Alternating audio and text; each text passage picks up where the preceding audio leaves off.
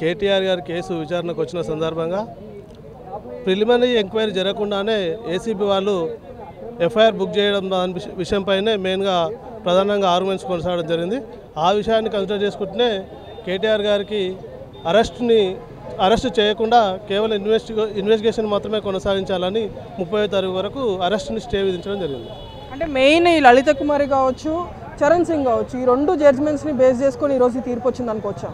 అలా ఏం లేదండి. ప్రైమ్ ఆఫీసీ ఈరోజు అడిగింది ఏంటంటే, వాళ్ళు అడిగింది ఏంటంటే అసలు ఎఫ్ఐఆర్ని క్వాష్ చేయమని కేటీఆర్ గారికి సంబంధించిన అడ్వకేట్లు అడిగినారు.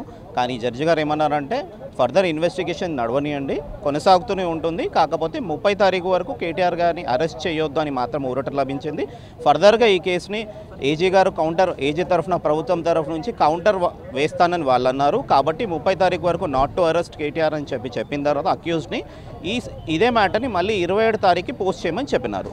409 గురించి ఎలాంటి ఆర్గ్యుమెంట్స్ జరిగాయి సార్? సెక్షన్ 409 ఒకటి మేడం, ఆల్రెడీ మ్యాటర్ కోర్టులో పెండింగ్ ఉంది. కొన్ని విషయాలు యాజ్ అడ్వకేట్స్ మేము కూడా చెప్పకపోవడమే సమంజసం.